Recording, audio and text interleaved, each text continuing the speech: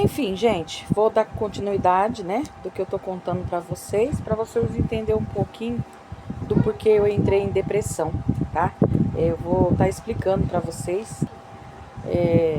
Daí, gente, se não eu conto aqui para vocês, nossa, eu tô fazendo um tratamento, né, processo de depressão, crise de ansiedade muito forte, crise de pânico, medo. Aí muitas das vezes ninguém sabe o certo o que aconteceu, né? Então, gente, pega. Sofia! Daí, gente, enfim, o que aconteceu? Chegamos lá, tava todo mundo lá, né? Pera lá, deixa eu ajeitar aqui que eu tô meio torta aqui no negócio.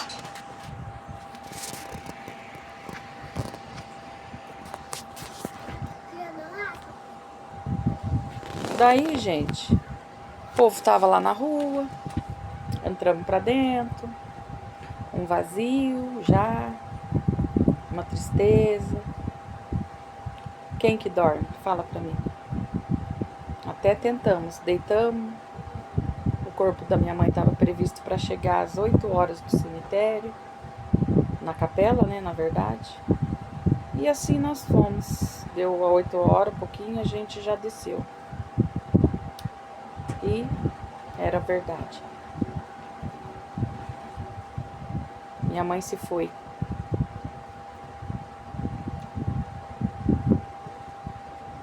E o que eu quero falar para vocês com isso? Que as pessoas de fora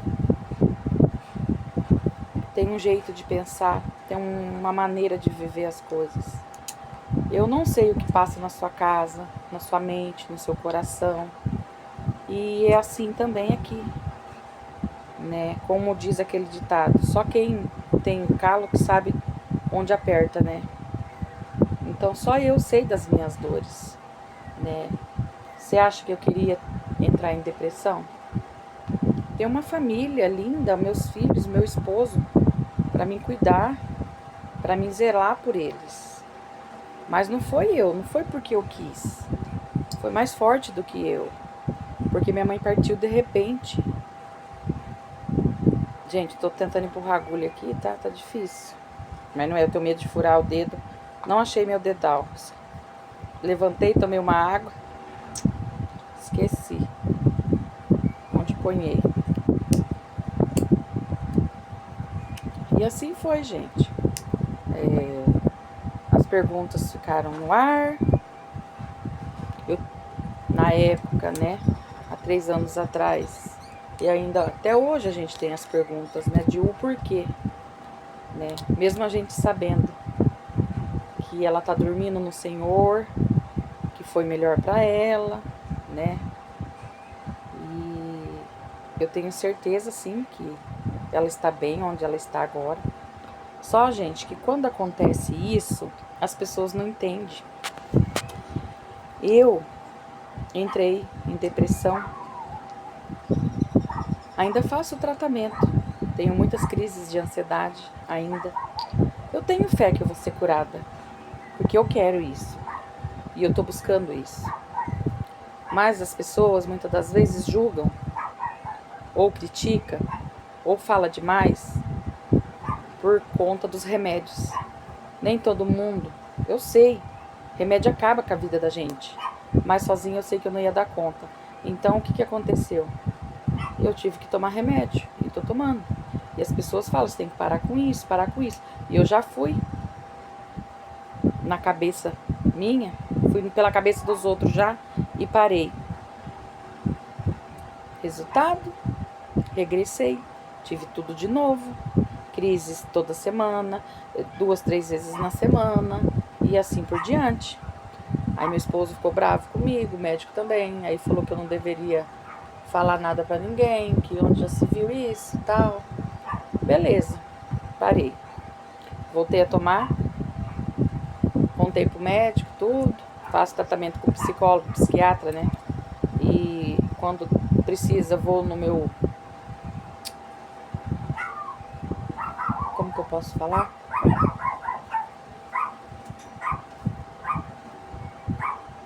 No clínico geral também ele me acompanha.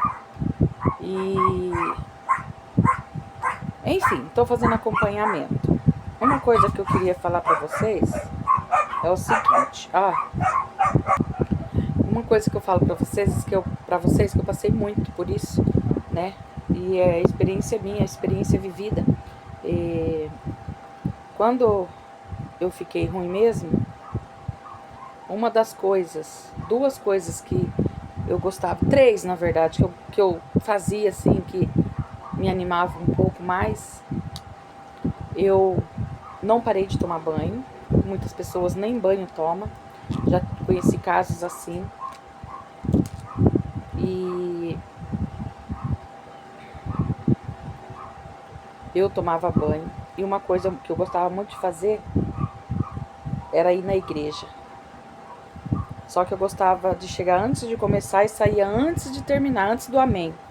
A hora que dava o amém eu já estava lá fora. Por quê? Porque era muito recente. E o machucado, a ferida, quando ela tá aberta, ela sangra, né? Só de pôr a mão sangra, não precisa nem cutucar.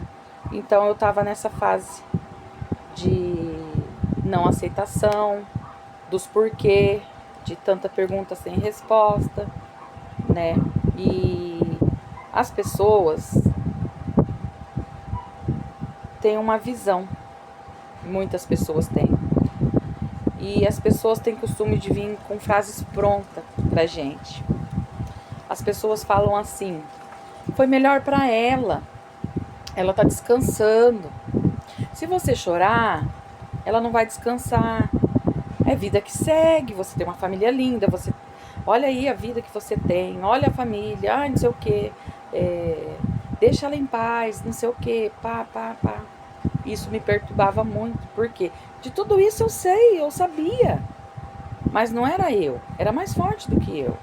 Então assim, vou tirar esse óculos aqui, já tá ardendo meu olho. E como que eu posso falar?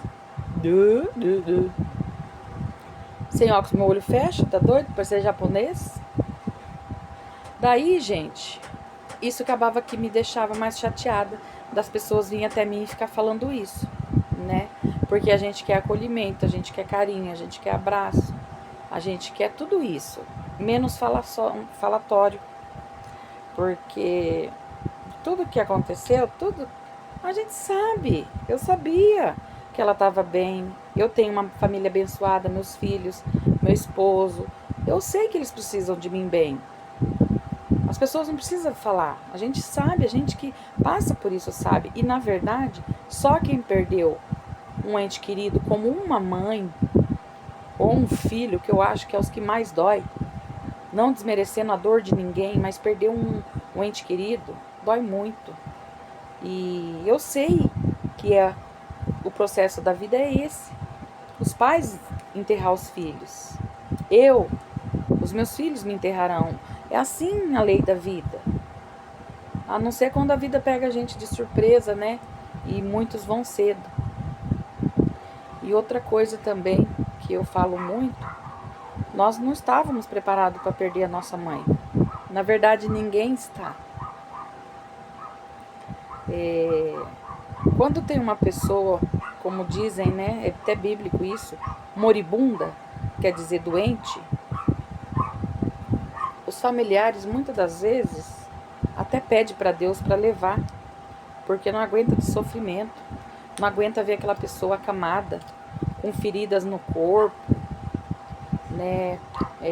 Muitas das vezes sem poder falar, caminhar, só na fralda. Muitas vezes tem gente que precisa de aparelhos para respirar. Então assim, tem casos que os familiares até pedem para Deus para dar o descanso, né?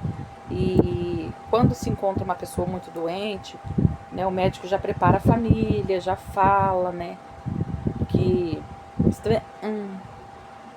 é para ele se preparar, que o tempo já chegou, que não tem mais o que fazer. Enfim, né?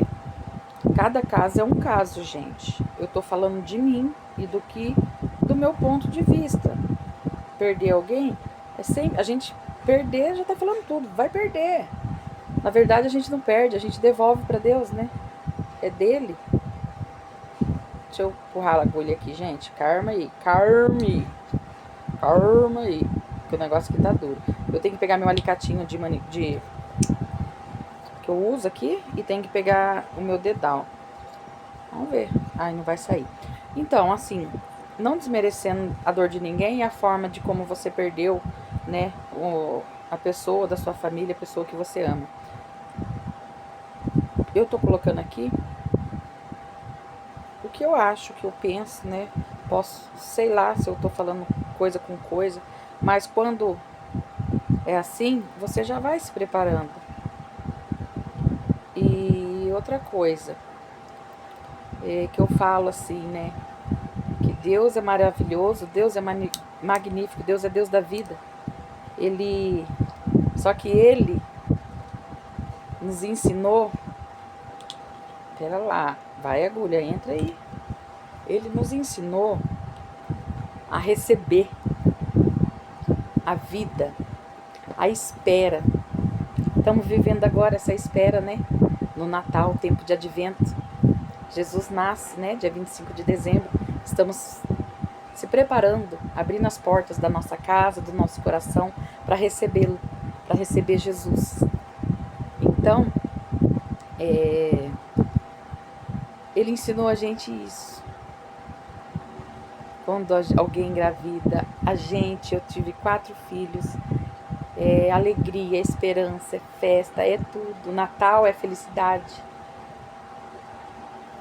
Só que ele não ensinou a gente devolver para Deus. Ele não ensinou a gente isso. O desapego carnal. Nós somos egoístas, porque a gente quer pra gente, a gente não quer devolver.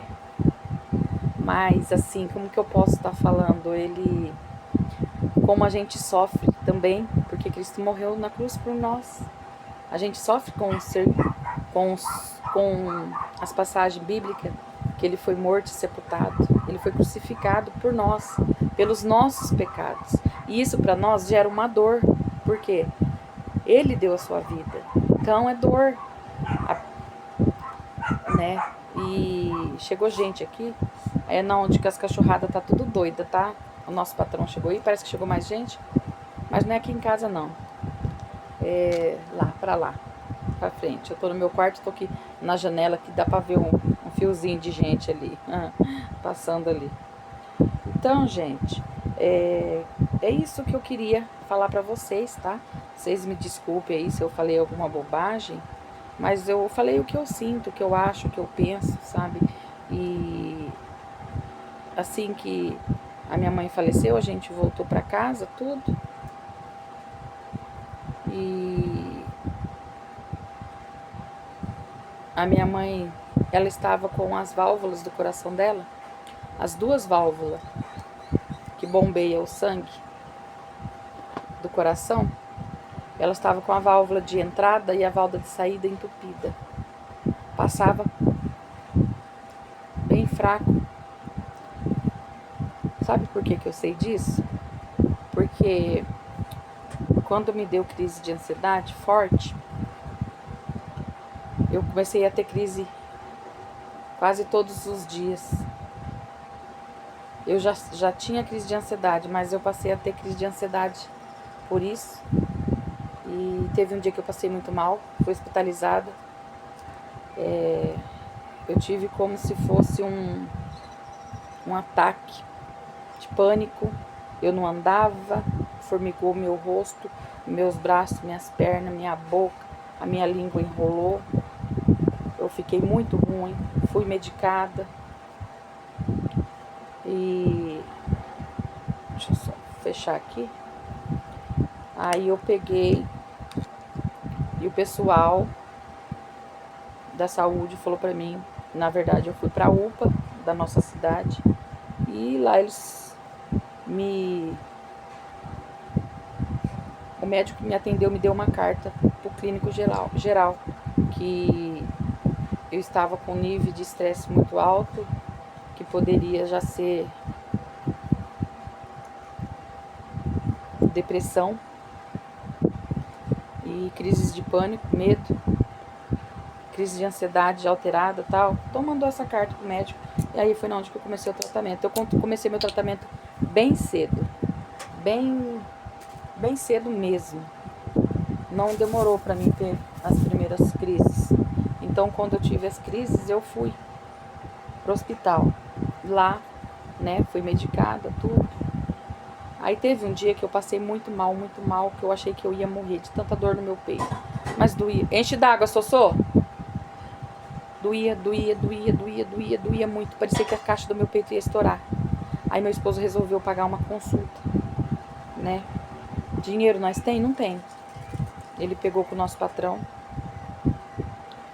e eu vou puxar um nó aqui, gente, senão ele escapa. Aí ele pegamos e foi. Fomos lá, fiz o exame. Não deu nada, graças a Deus. Na verdade, o doutor ainda comentou, falou que o meu coração era que nem coração de neném, que era pra mim ficar sossegada, que tava tudo bem, que tava tudo certo. Lógico que ele faz 1 milhão de perguntas, né? Se tinha alguém na família com isso, com aquilo. Aí eu falei que sim, que minha mãe havia falecido de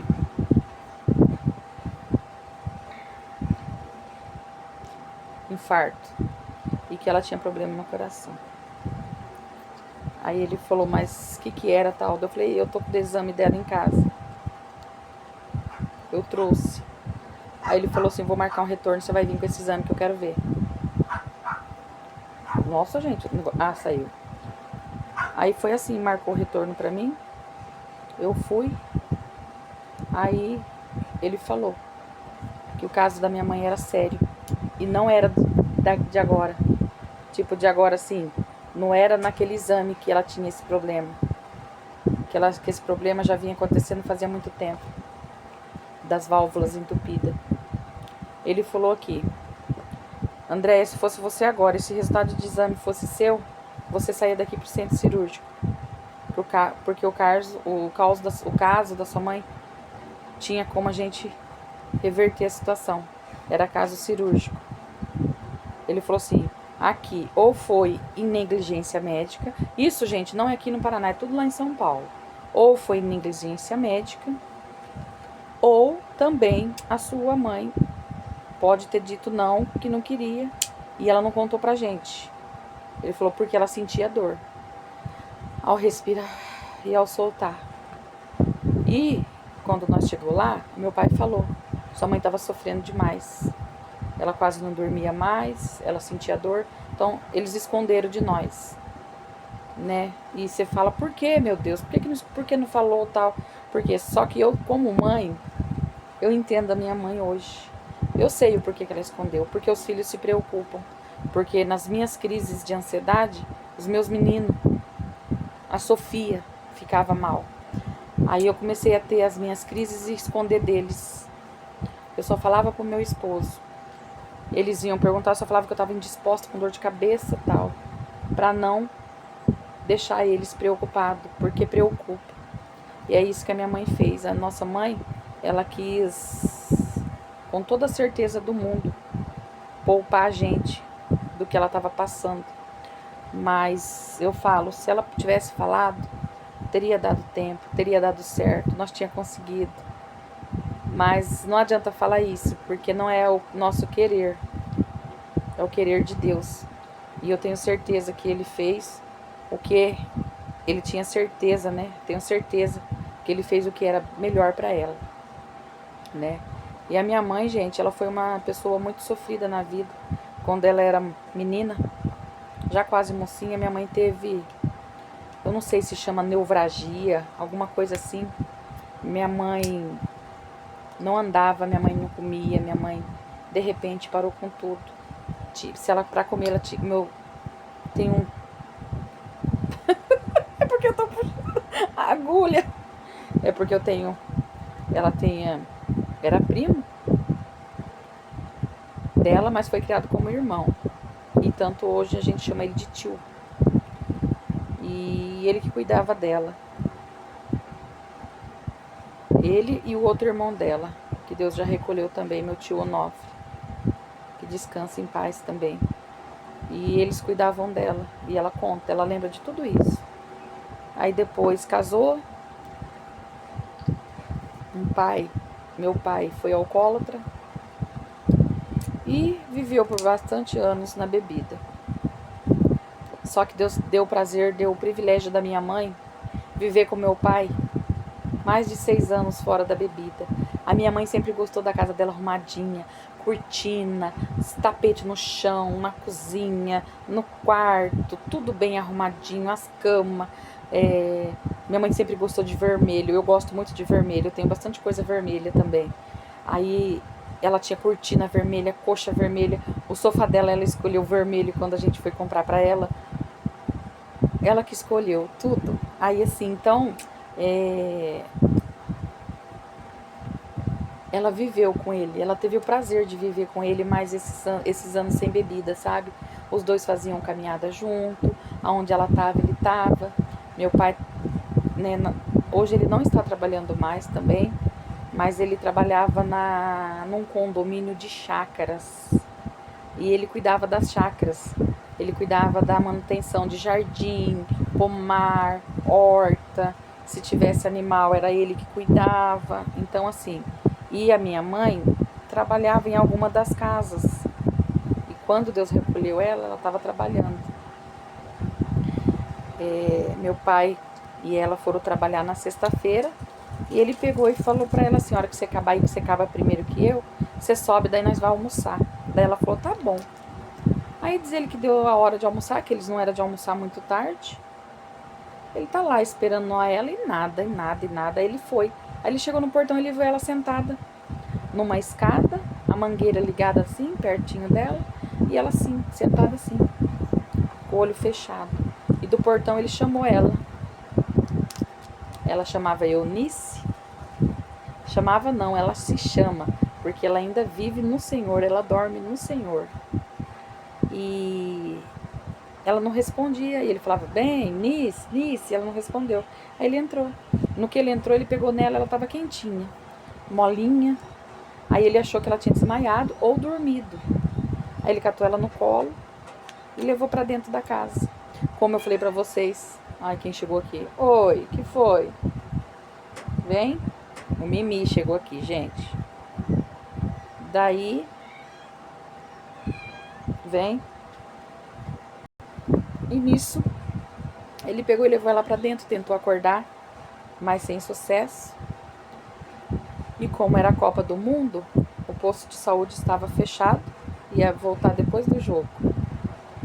E a ambulância lá, por ser cidade pequenininha, a ambulância fica no posto de saúde. E ele foi para chamar a ambulância, mas não tinha ninguém no posto. Só que lá ele sabia onde que era o motorista morava, aí ele foi. Aí o motorista foi, aí nisso ele passou em casa e avisou a minha cunhada. Aí ele pegou e foi pro local. Aí chegando lá, o rapaz da ambulância não pegou ela, não quis, porque ele constatou que ela já estava em óbito. Porque ele falou que não queria que fosse polícia, que era muito sofrido e tal, mas falou, mas eu não posso. Aí chamou a polícia, chamou a ML e tudo, e realmente daí ela tinha tido um infarto, né? E foi isso, gente. Aí a partir daí foi na onde que eu entrei em depressão, né? Que eu passei muito mal, né? Não sofrer, não tem como não sofrer.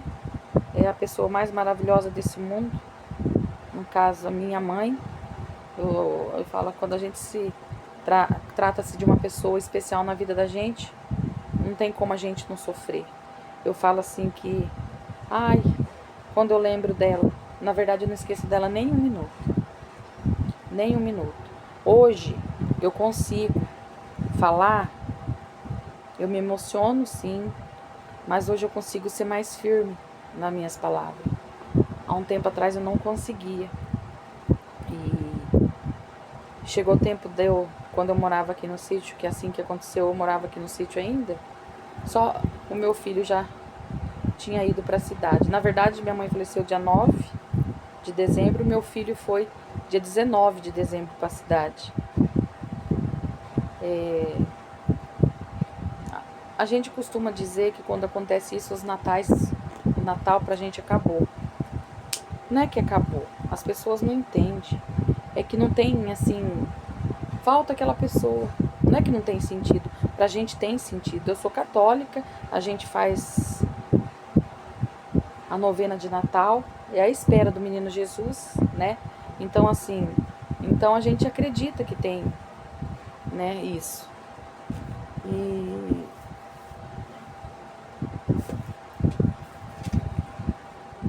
fica, assim, um Natal mais dolorido, porque, ó, gente, que eu fiz esse aqui,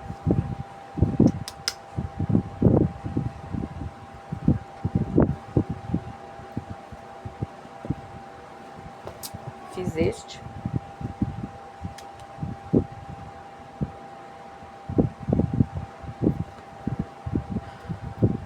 deixa eu pôr aqui, pera lá, tenho mais esse pra fazer, esse é R$39,40.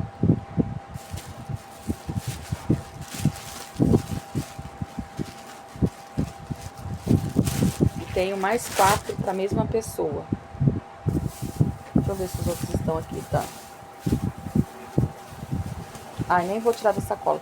Só vou erguer aqui para vocês verem.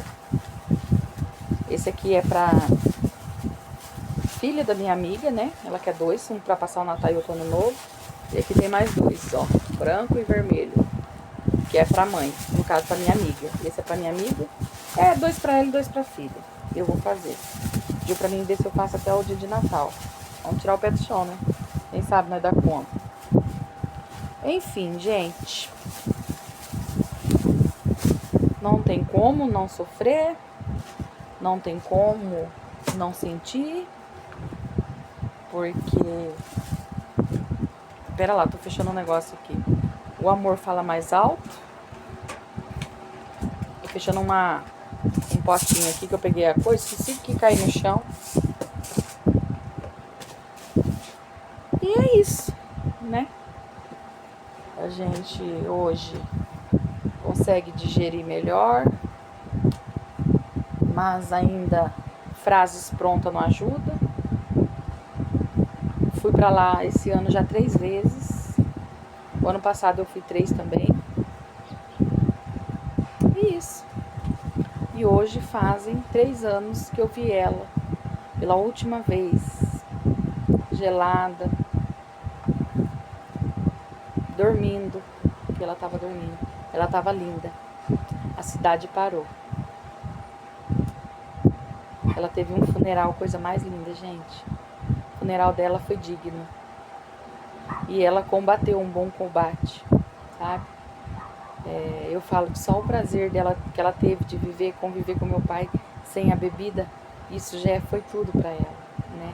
Poder ter a casinha dela pronta, arrumada, limpinha, cheirosinha, gostosa, né? Que ela gostava muito das coisinhas dela no lugar. Muita flor, tem flor dela lá. Já fiz vídeo aí, coloquei, ela se foi. Vou ver se eu linko aqui ele aqui. Não, vou colocar aqui junto com esse vídeo. Se eu não apaguei, que eu andei apagando bastante coisa. Ela se foi, mas deixou um lindo jardim. E hoje ela tá no jardim, né? Tenho certeza que hoje ela se tornou uma rosa de Saron.